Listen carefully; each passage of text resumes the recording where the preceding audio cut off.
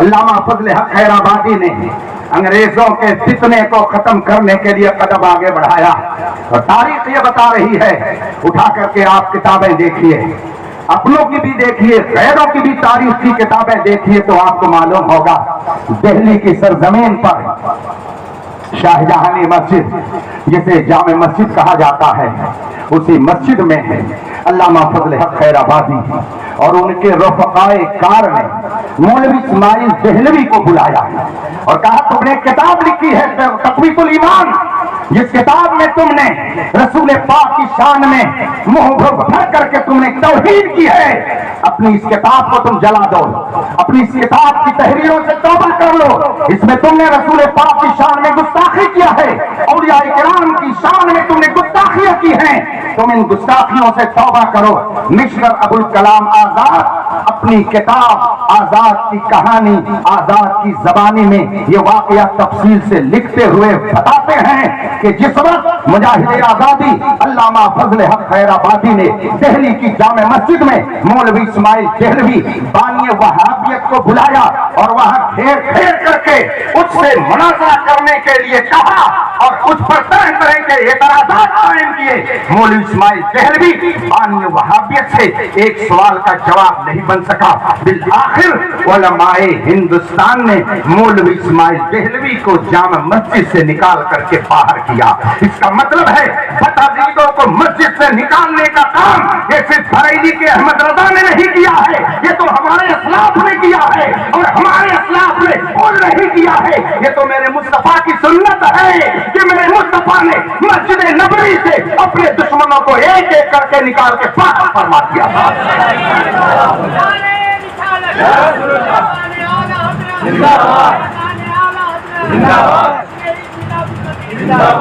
مولوی اسماعیل دہلوی نے اپنی کتاب تقویۃ الایمان میں جو کفری عقیدے لکھے، علامہ فضل حق خیر آبادی اور ان کے رفقا نے اس کا زبردست رد کیا۔ آپ دنیا سے تشریف لے گئے، مگر یوں ہی نہیں، انگریزوں نے آپ کو کالا پانی کی سزا دی، جزیرے انڈمان میں بھیج دیا، اور پھر وہاں آپ نے ثورۃ الہندیہ نام کی عربی میں ایک تاریخی کتاب لکھی، جس کے اوراق انشاءاللہ صبح قیامت تک ظلم و ستم کا پنجہ مروڑنے کا کام کرتے رہیں گے۔ علامہ فضل حق خیر آبادی سن 1856 میں علامہ فضل حق خیر آبادی سن 1857 میں علامہ فضل حق خیر آبادی نے انگریزوں کے خلاف جہاد کا فتویٰ دیا اور فرمایا کہ یہاں ہندوستانی رہتے ہیں، ان برٹش ظالموں کا کوئی حق نہیں ہے۔ انگریز نے جب دیکھا کہ یہ جیال مسلمان، یہ قوم کے رہنما، یہ علماء حق یہ میدان میں اتر چکے ہیں، تو انہوں نے سمجھ لیا کہ اب ہمارا پیر یہاں نہیں رک سکتا ہے، ایک ایک کرے اٹھے علماء حق کو پھانسی دینا شروع کیا۔ سب سے پہلے میرٹھ کی مراد آباد کی سرزمین پر حضرت علامہ سید کفایت علی کافی مراد آبادی کو انگریزوں نے پھانسی کے پھندے پر چڑھایا، اور جب آپ کو پھانسی کے پھندے پر لے جایا گیا، انگریزوں نے پوچھا، جلاد نے کہا آپ کی کوئی خواہش، آپ کی کوئی تمنا؟ علامہ سید کفایت علی کافی مراد آبادی نے پھانسی کے پھندے کو چومتے ہوئے کہا تھا، ہاں۔ کہا کیا تمنا ہے؟ کہا میں کچھ اشعار اپنی قوم کو سنانا چاہتا ہوں۔ چنانچہ جلاد نے کہا سنائیے۔ علامہ سید کفایت علی کافی مراد آبادی نے پھانسی کے پھندے کے قریب پہنچ کر کے کہا تھا، سنا کوئی گل باقی رہے گا نہ چمن رہ جائے گا، پر رسول اللہ کا دین حسن رہ جائے گا۔ ہم سفیر و باغ میں ہے کوئی دم کا چہچہا، بلبلیں اڑ جائیں گی سونا چمن رہ جائے گا۔ اطلس و کم خواب کے پوشاک پر نازا نہ ہو، اس تنے بے جان پر خاکی کفن رہ جائے گا۔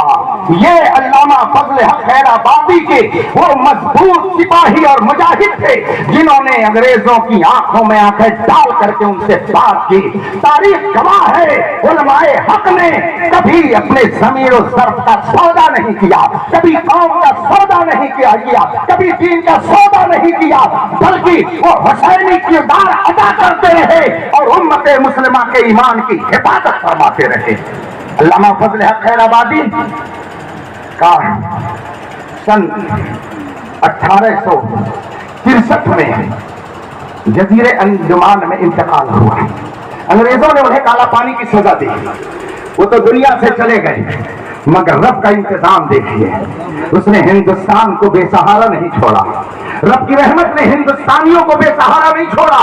سن 1863 میں حضرت مجاہد آزادی علامہ فضل حق خیر آبادی دنیا سے جانے والے ہیں مگر قدرت نے ہندوستانی مسلمانوں کے لیے اس سے پہلے ہی انتظام فرما دیا اور سن 1856 میں بریلی میں امام احمد رضا کو پیدا فرما دیا.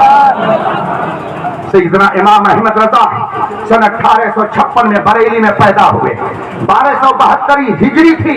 بریلی کی سرزمین پر 10 شوال المکرم کو امام احمد رضا پیدا ہوئے اور اللہ تبارک و تعالیٰ نے انہیں جو اسپیشل طاقتیں دے کر کے دنیا میں بھیجا کہ 8 سال ہی نہیں بلکہ 6 سال کی عمر میں عربی میں تقریر کرنے لگے. 8 سال کی عمر ہو گئی تو ہدایت اللہ کی عربی میں شرح لکھ دیا اور جب 13 سال کچھ مہینے کے ہوئے تو عالم بھی ہو گئے, فاضل بھی ہو گئے, مفتی بھی ہو گئے. اسی دن سے فتوا بھی لکھنا شروع کر دیا. آج 14 سال نہیں 15 سال کے بچوں کا حال یہ ہے کہ وہ صحیح ڈھنگ سے استنجا کرنا نہیں جانتے مگر امام احمد رضا وہ تھے کہ 15 سال کی عمر نہیں ہوئی اور قوم کی رہنمائی کرتے نظر آ رہے ہیں. جاہل اور عالم برابر ہو سکتے ہیں. انجینئر اور بے پڑھا لکھا دونوں برابر ہو جائے گا. اگر ایک محلے میں ایک شاندار انجینئر ہو اور ایک جاہل ہو اور جاہل کہے کیا ہے وہ انجینئر ہی تو ہے, میں بھی انسان وہ بھی انسان, میں بھی محنت کیا ہوتا ویسا بن جاتا ہے, دونوں برابر ہیں. سننے والا کہے گا اس کی چوٹ ڈھیلی ہو گئی ہے, اس کو لے جاؤ رانچی یا لے جاؤ آگرہ. اس کو شاید معلوم نہیں ہے کہ انجینئر بن گیا ہے اور تو جاہل ہے. تو اور انجینئر برابر نہیں ہو سکتے ہو, ڈاکٹر اور جاہل برابر نہیں ہو سکتے. اور یہاں بعض لوگوں کا حال کہتے ہیں کیا ہوا اعلیٰ حضرت بھی ایک عالم تھے, میں بھی ایک عالم ہوں, ہم دونوں برابر ہیں. اگر وہ کسی کی مخالفت کر سکتے ہیں تو میں بھی کر سکتا ہوں. ارے میاں تم نے اپنے قد کو جانا نہیں, ابھی تمہارا قد انگوش کے برابر بھی نہیں ہے. اور امام احمد رضا وہ ہے کہ وادی رضا کی وہ ہے دیکھیے وہ علاقہ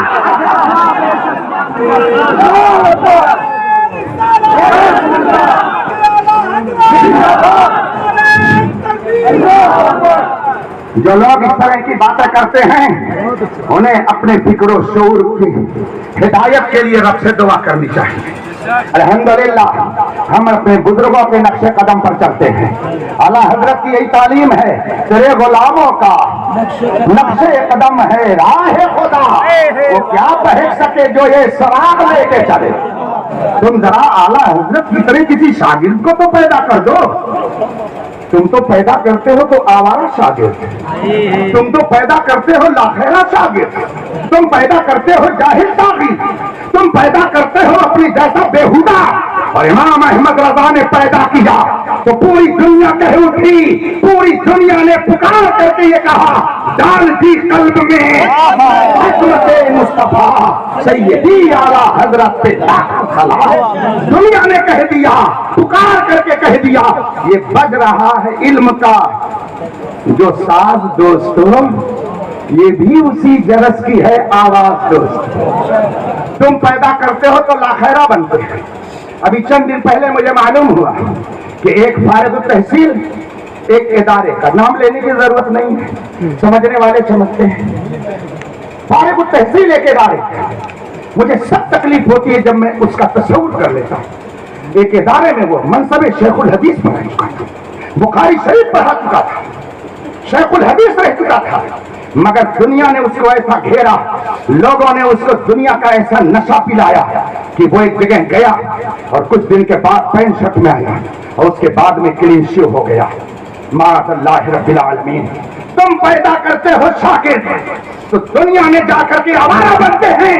میرا رضا پیدا کرتا تھا تو مبلغ اسلام بنتا تھا, میرا رضا پیدا کرتا تھا تو شد الشریعہ بنتا تھا, میرے رضا کی बारगाह से फैज पाने वाला मुहद्दिस आजम बनता था, मेरे रजा की बारगाह से फैज पाने वाला शेर फल्ले बनता था, मेरे रजा की बारगाह से फैज पाने वाला सदुल अफाजिल बनता था, मेरे रजा की बारगाह से फैज पाने वाला शेर फल्ले बनता था।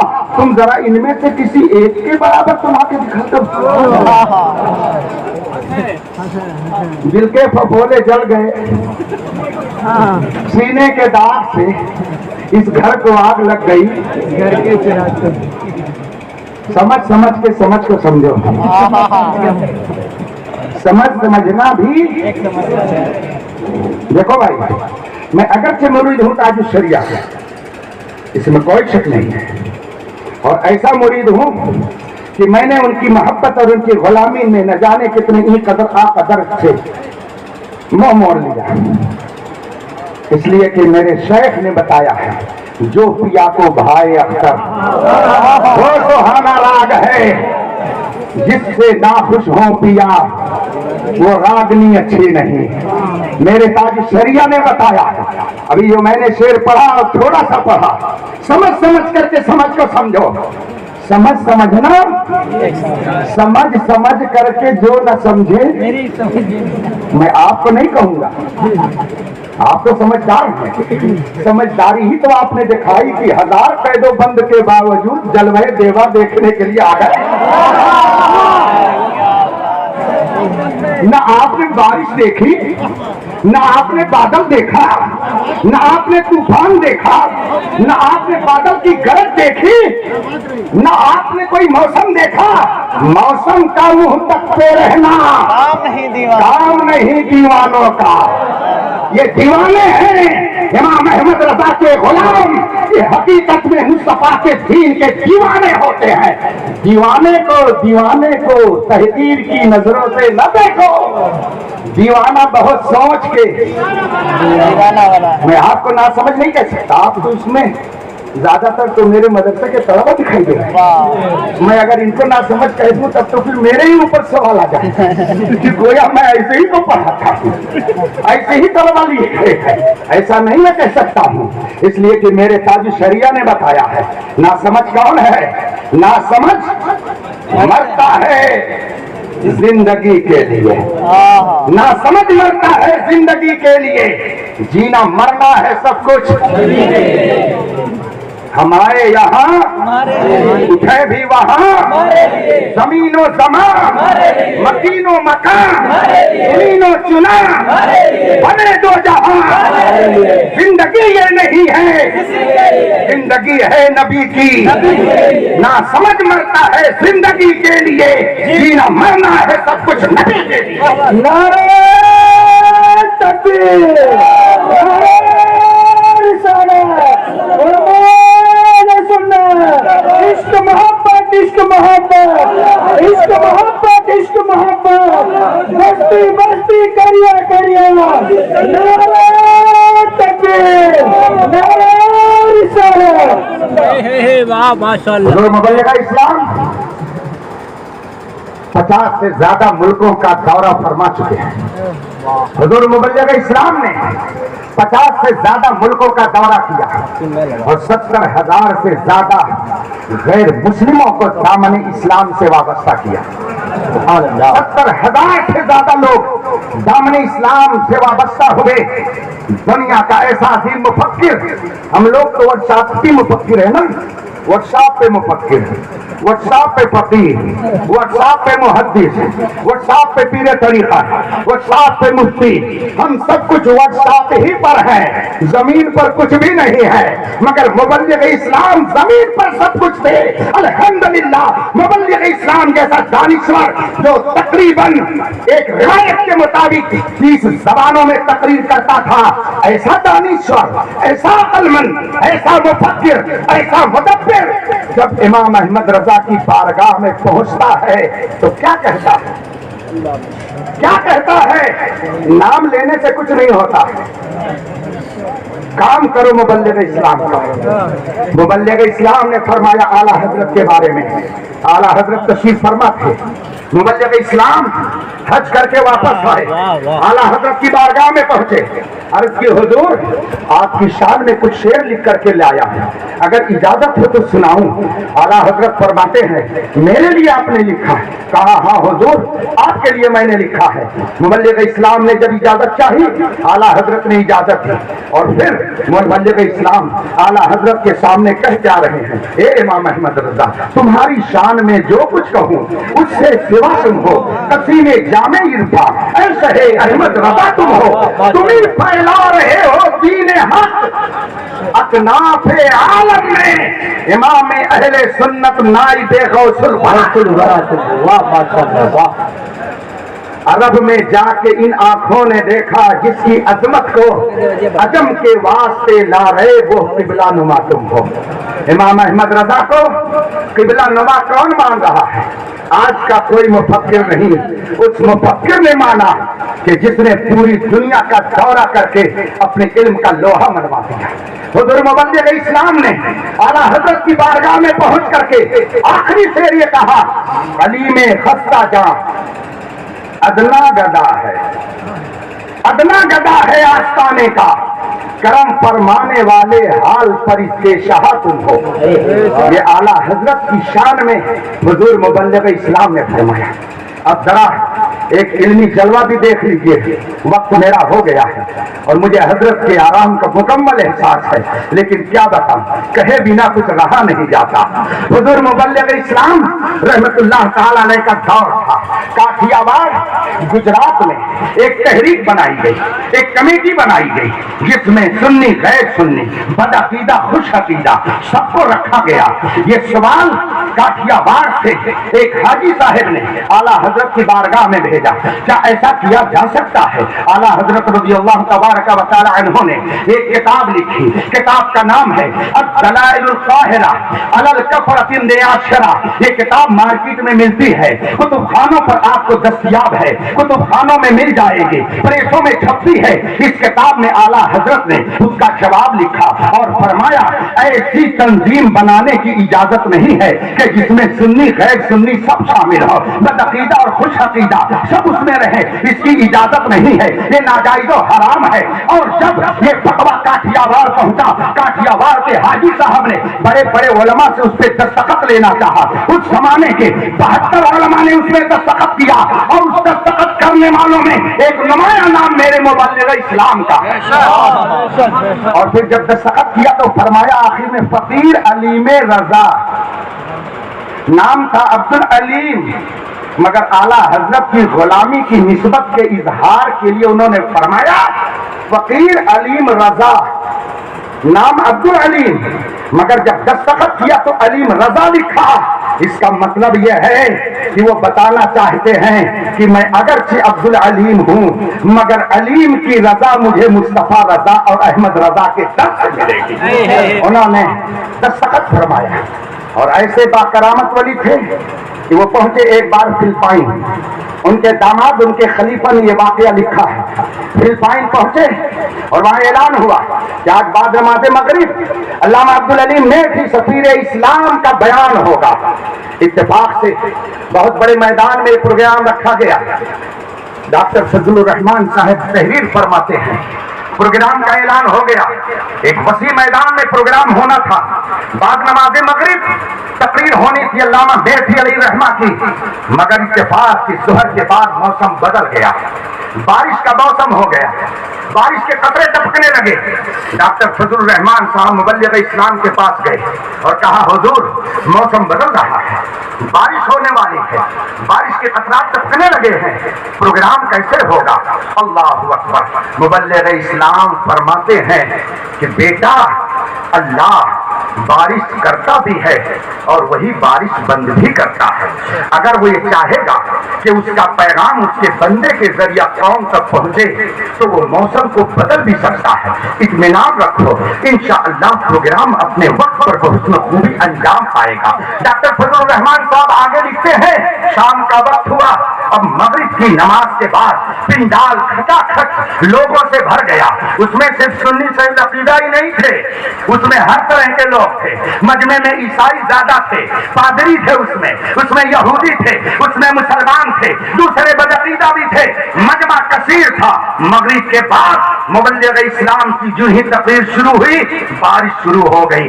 حضور مبلغ اسلام رحمت اللہ تعالی علیہ نے کتنا پیارا جملہ اس وقت ارشاد فرمایا. مجمع میں بھگدڑ مچنے لگی, بارش ہونے لگی. مبلغ اسلام فرماتے ہیں کوئی اپنی جگہ سے نہ اٹھے, انشاءاللہ بارش ابھی 5 منٹ کے بعد بند ہوگی, اور جب تک یہ تقریر ہوگی بارش نہیں ہوگی. بارش ہونے کے بعد 10 منٹ تمہیں ٹائم ملے گا اپنے گھر جانے کے لیے, جب چلے جاؤ گے تب بارش ہوگی. یہ مبلغ اسلام کا خدا کی رحمت پر بھروسہ تھا. تاریخ یہ بتاتی ہے 1.5 گھنٹے مبلغ اسلام تقریر کرتے رہے مگر بارش نہیں ہوئی, اور جب پروگرام ختم ہوا لوگ مسافہ کے لیے چڑھے. مبلغ اسلام نے فرمایا 10 منٹ باقی ہے, مسافہ نہ کرو, اپنے گھر چلے جاؤ ورنہ بارش تیز ہو جائے گی.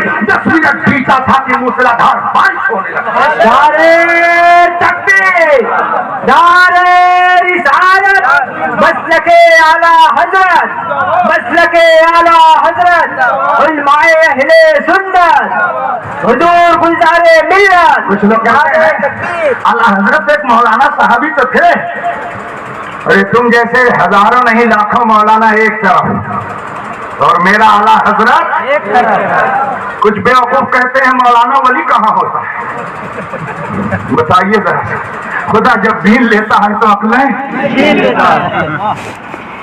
مجدد الفیسانی رحمت اللہ علیہ نے لکھا ہے کہ جو اپنے وقت کا مجدد ہوتا ہے وہ صرف ولی ہی نہیں ہوتا, اپنے زمانے کے ولیوں کا سردار ہوتا ہے. مبلغ اسلام ولی کامل کا نام ہے, اور ان کے شیخ طریقت اعلیٰ حضرت تھے. صدر الشریعہ عارف ربانی کا نام ہے. محدث اعظم ولی کامل کا نام ہے. ملک العلماء عالم ربانی کا نام ہے. صدر الفاضل عالم ربانی کا نام ہے. یہ سب کے سب امام احمد رضا کے خوشاچین تھے, یہ اولیاء کاملین تھے, اور میرا امام احمد رضا ان کا پیشوا بنا ہوا تھا. سبحان اللہ سبحان اللہ. پھر جب باہر سے آنے والوں کو یہ نوازا تو جو گھر میں رہے ہوں گے, سبحان اللہ, میرے حجت الاسلام اعلیٰ حضرت کے بڑے شہزادے حجت الاسلام علامہ حامد رضا خان صاحب رحمت اللہ علیہ, جن کے حسن و جمال کا عالم یہ تھا کہ بے شمار لوگوں نے ان کے حسن کو دیکھ کر کے اسلام قبول کر لیا. حضور حجت الاسلام کے چھوٹے بھائی میرے مفتی اعظم, جن کو شبیہ غوث اعظم کہا جاتا ہے, جو پل پل بھر میں کرامتوں کا ظہور فرمایا کرتے تھے, مفتی اعظم اور حجت الاسلام کے پوتے اور نواسے حضور تاج الشریعہ رحمت اللہ تعالی علیہ, جن کو ہماری نظروں نے دیکھا ہے. لاؤ ہندوستان ہی نہیں پوری دنیا میں کوئی میرے تاج الشریعہ کا جواب تھا. دیکھیے میں حضور تاج الشریعہ کا مرید ہوں اور بہت پکا مرید ہوں, ذرا بھی سمجھوتا اور کہتا ہوں جب تک بکے نہ تھے تو کوئی پوچھتا نہ تھا. اس نے مجھے خرید کے انمول کر دیا. ہمارے شیخ صاحب کبھی کبھی تفریح میں فون پر جب لمبی گفتگو ہوتی ہے تو کہتے ہیں حضرت جانا تو تمہیں کاہیں ڈھیر مانی تھا. تو ہم کہتے ہیں کیوں؟ کہتے تو اعلیٰ حضرت کے ڈھیر گنگاوت تھے تو ہم تمہیں مانی. تو ہم ان سے کہتے ہیں کہ یہ تو ہم اعلان کہتے ہیں کہ جب تک بکے نہ تھے تو کوئی پوچھتا نہ تھا. اعلیٰ حضرت کے در کی غلامی رب کی بارگاہ میں مقبولیت کی علامت ہے. ابھی چند ہفتے پہلے حضور محدث کبیر آقا نعمت علامہ ضیاء المصطفیٰ صاحب قبلہ دامت برکاتہ العالیہ سے فون پر میں گفتگو کر رہا تھا. حضور محدث اعظم ہند حضور محدث کبیر دامت برکاتہ العالیہ نے ارشاد فرمایا کہ جو شخص یہ چاہتا ہو کہ مجھے محبوبیت و مقبولیت کا مقام مل جائے تو اسے چاہیے کہ اعلیٰ حضرت کی غلامی کا پٹا گلے میں ڈالے. میں اپنے طلبہ سے کہوں گا دنیا کے کسی گوشے میں رہیے, کسی خطے میں چلے جائیے, آپ انجینئر بنیے, آپ پروفیسر بنیے, آپ ڈاکٹر بنیے, آپ محدث بنیے, آپ مفکر بنیے, آپ فقیہ بنیے, آپ عالم بنیے, آپ حافظ اور قاری بنیے, مگر سب سے پہلے امام احمد رضا کے وفادار بنیے. رفیقان محترم, بات بہت لمبی ہو گئی. میں نے عرض کیا تھا کہ میں حضور تاج الشریعہ کا بندے بے دام ہوں, مگر یہ نہیں کہتا کہ میں اپنے پیر کے علاوہ کسی کو کچھ نہیں سمجھتا. یہ گستاخی کا جملہ ہے, یہ جملہ نہیں بولنا چاہیے.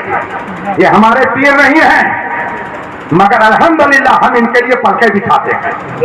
نہ جانے کتنے علماء ہیں جن کے ہم شاگرد نہیں ہیں, مگر الحمدللہ ہم ان کی دستبوسی کرتے ہیں. ایک موقع پر مولوی اشرف علی تھانوی سے کسی نے پوچھا تھا سنی کس کو کہتے ہیں, وہابی کس کو کہتے ہیں, تو اس نے کہا جو با ادب ہو بے ایمان ہو اسے سنی کہا جاتا ہے, اور جو بے ادب ہو با ایمان ہو اس کو وہابی کہا جاتا ہے. گویا اس نے بھی یہ مانا کہ سنی بے ادب نہیں ہوتا ہے, سنی اپنے اکابر کی بارگاہ کا موقف ادا کرتا. سبحان اللہ. الحمدللہ ہم ہر اس شخص, ہر اس عالم, ہر اس پیر, ہر اس شیخ کا احترام کرتے ہیں جو مسلک اعلی حضرت پر مضبوطی سے قائم ہے.